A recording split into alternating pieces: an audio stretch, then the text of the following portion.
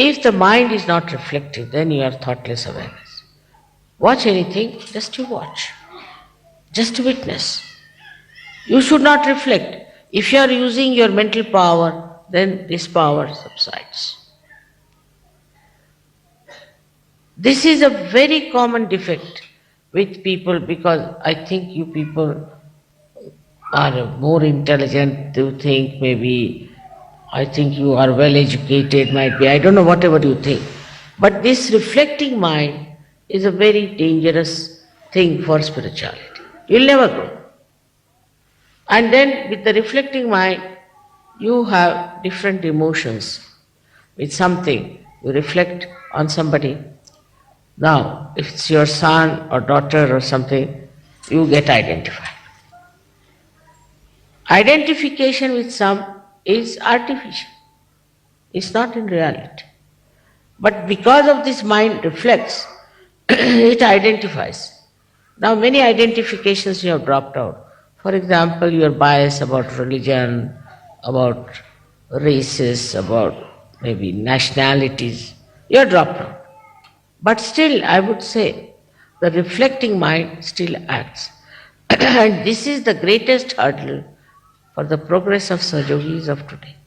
I've been thinking, why is it the reflecting mind is so active in Sahajogis of today? If you could stop reflecting, immediately you establish yourself in the ocean of peace. You watch something, just watch.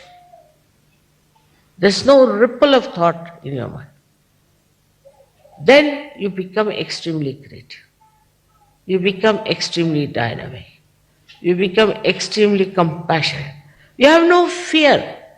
Some people think if you are compassionate, you see this man might lynch me. You have no fear. All virtues that you have to enjoy, you can only enjoy when you do not reflect. That means that you leave everything to the divine. You have not in charge. You don't see that you have to be reflecting on something. This is the greatest power you have got, is not to reflect, not to look at somebody with that kind of. I have seen this is still there, lingering. Perhaps I never told you about it. Maybe one of the reasons.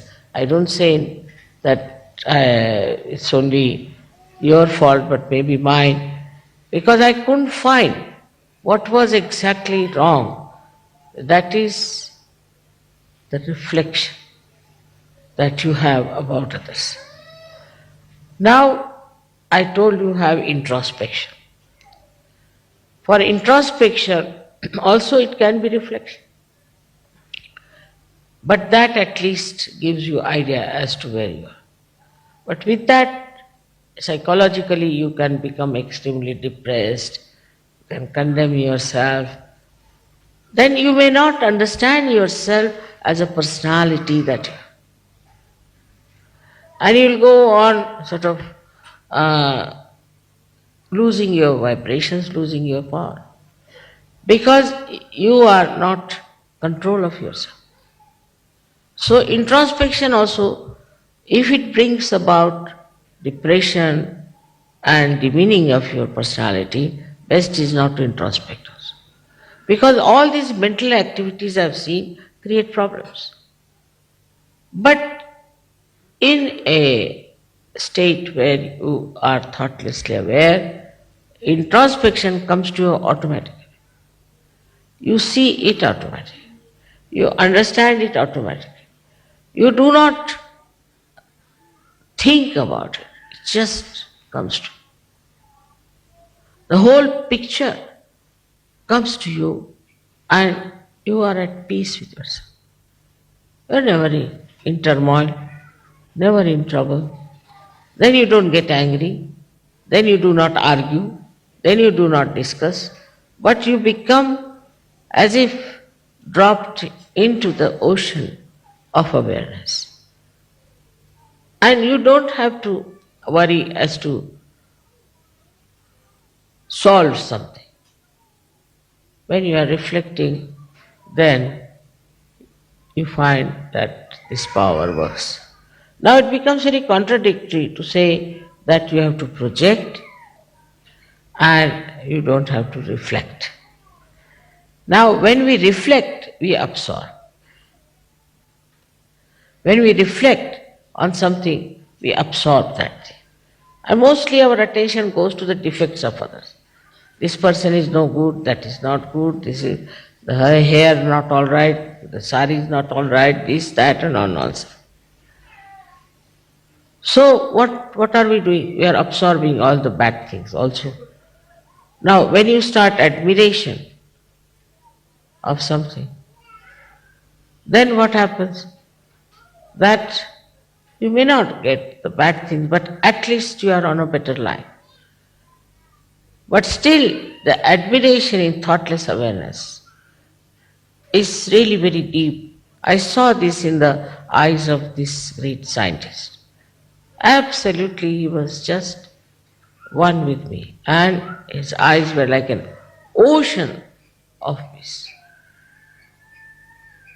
He was just looking at me. And for quite some time.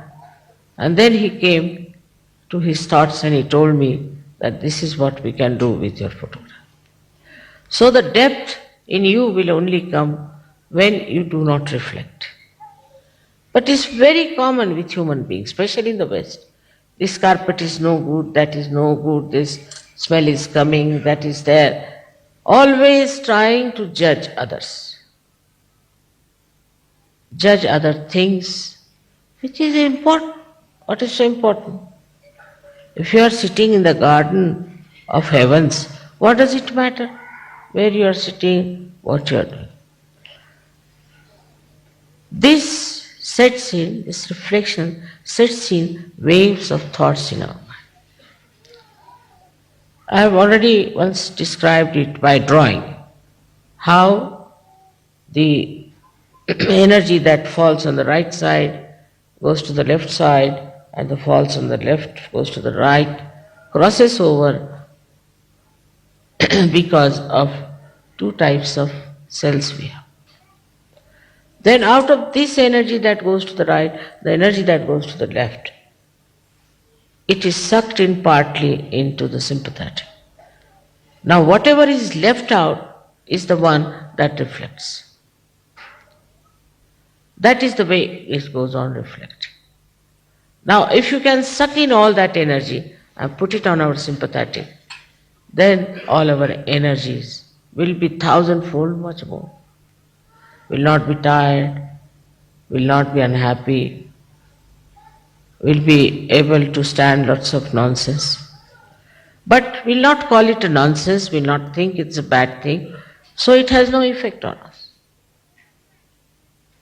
This quality we have to develop. But what you have to do is to just enjoy everything that is pure. Enjoyment is only possible when you are beyond your mind. With your mind you can never enjoy. It's like a big load.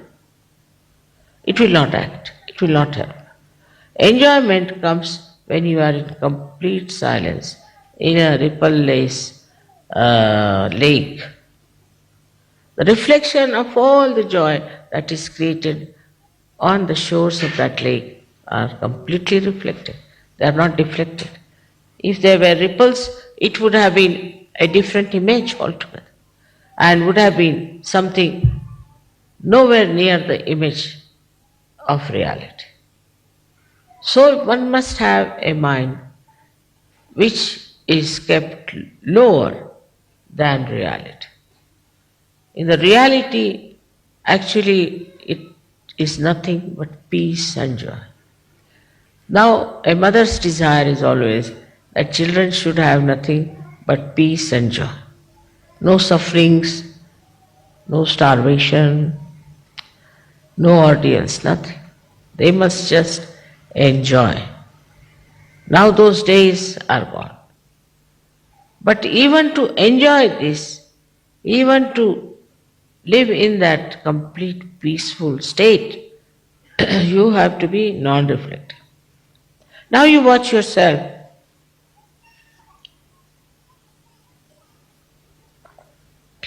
You'll be amazed how much reflecting you are.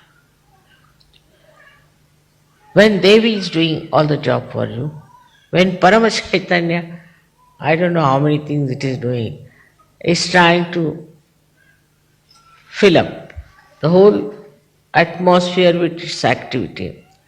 What is your activity should be to stop your mental activity. You will be amazed. In that state only you will grow. With that growth only you will become like this scientist. How the contradiction now is that when you have your depth, you can project your depth, not your mind. Sometimes when I say project, people think it's a projection of the mind. No.